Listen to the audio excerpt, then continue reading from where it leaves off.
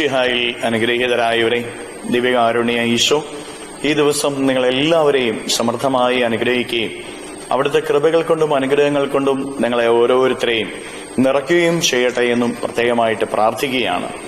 ഈ ദിവസത്തിലെ നിങ്ങളുടെ സകല കാര്യങ്ങളിലും ഈശോയുടെ സാന്നിധ്യം നിങ്ങളുടെ കൂടെ ഉണ്ടായിരിക്കട്ടെ. ഈശോ നിങ്ങളെ നയിക്കട്ടെ. വിശുദ്ധ മർക്കോസിന്റെ സുവിശേഷത്തിന്റെ 11-ാമത്തെ അധ്യായത്തിന്റെ 27 മുതലുള്ള തിരുവചന ഭാഗങ്ങളിൽ നമ്മൾ വായിച്ച് ധ്യാനിക്കുന്നത് പ്രധാന പുരോഹിതന്മാരും ഫരിസേയരും ഈശോയുടെ അരികിൽ വന്നിട്ട് പറയാണ്, നിന്റെ വാക്കുകൾക്കും നിന്റെ പ്രവർത്തികൾക്കും എന്തധികാരം, എവിടുന്നാണ് നിനക്ക് അധികാരം കിട്ടിയിട്ടുള്ളത്?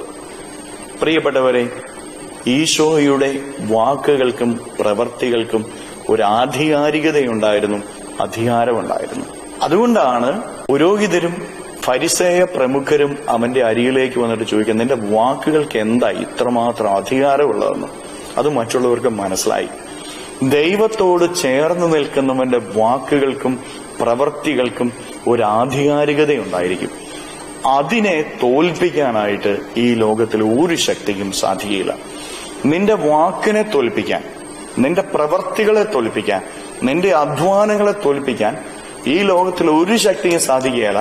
നീ ദൈവത്തോട് ചേർന്ന് ജീവിക്കുന്ന ഒരു വ്യക്തിയാണെങ്കിൽ, ദൈവത്തോട് ചേർന്ന് ജീവിച്ചാൽ നിന്റെ വാക്കുകൾക്ക് ഒരു ആധികാരികതയുണ്ടാവും, നിന്റെ പ്രവർത്തികൾക്ക് ഒരു ആധികാരികതയുണ്ടാവും.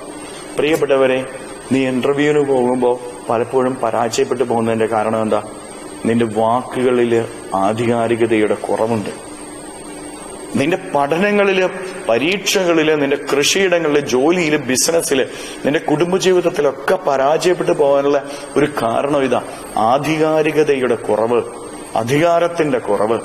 പ്രിയപ്പെട്ടവരെ, ഈ അധികാരം നിന്നിലുണ്ടെങ്കിൽ, ആധികാരികത നിന്നിലുണ്ട് എങ്കിൽ നീ ഒരിടത്തും പരാജയപ്പെടുത്തില്ല. ഒരു രോഗവും നിന്നെ കീഴടക്കില്ല, ഒരു കടബാധ്യതയും നിന്നെ കീഴടക്കില്ല, ഒരു തിന്മയും നിന്നെ കീഴടക്കില്ല, ഒരു ബന്ധനവും നിന്റെ ജീവിതത്തിൽ കടന്നു വരില്ല. പക്ഷെ നിന്നെ ദൈവത്തോട് ചേർന്ന് നിൽക്കണം.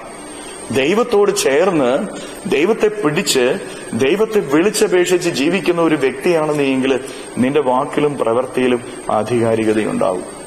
കരങ്ങൾ യാചനയോടെ പിടിച്ച് ഈ ദിവസത്തിലെ എല്ലാ കാര്യങ്ങളെയും ഈശോയ്ക്ക് കൊടുക്കുക.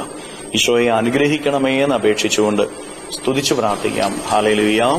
ഈശോയെ നന്ദി. Hallelujah, hallelujah, hallelujah, hallelujah, hallelujah, hallelujah, hallelujah. കർത്താവായ ഈശോയെ, മക്കളെ ഓരോരുത്തരെയും സമർപ്പിക്കുന്നു. ഇവരെ ഓരോരുത്തരെയും അനുഗ്രഹിക്കുകയും ആശീർവദിക്കുകയും ചെയ്യണമേ. ഇവരുടെ ജീവിതങ്ങളിലേക്ക്, ഇവരുടെ അധ്വാനങ്ങളിലേക്ക്, ഇവരുടെ നൊമ്പരങ്ങളിലേക്ക്, ഇവരുടെ വേദനകളിലേക്ക്, ഇവരുടെ കഷ്ടപ്പാടുകളിലേക്ക്, ഇവരുടെ കുറവുകളിലേക്ക് അങ്ങ് ഇറങ്ങി വന്ന് ഇവരെ ഓരോരുത്തരെയും സഹായിക്കുകയും സംരക്ഷിക്കുകയും പരിപാലിക്കുകയും ചെയ്യണമേ. ഇവരുടെ ജീവിതത്തിൽ നിന്ന്, ജീവിതത്തിന്റെ വഴികളിൽ നിന്ന് സർവ്വ തിന്മകളെയും ബന്ധനങ്ങളെയും കെട്ടുകളെയും പിശാചിന്റെ ഉപദ്രവങ്ങളെയും നാരകീയ ശക്തികളെയും ബന്ധിച്ചു നിർവീര്യമാക്കി നരകാഗ്നിയിലേക്ക് അട്ടിപ്പായിക്കുന്നു. രോഗങ്ങളും പീഡകളും അസ്വസ്ഥതകളും ഇവരുടെ ജീവിതം നിന്ന് വിട്ടുമാറട്ടെ, അസ്വസ്ഥത വിട്ടുമാറട്ടെ, കുടുംബത്തിൽ സമാധാനം നിറയട്ടെ. Hallelujah, hallelujah, hallelujah. നിത്യം പിതാവും പുത്രനും പരിശുദ്ധാത്മാവുമായി സർവേശ്വര എന്നേക്കും. ആമേൻ.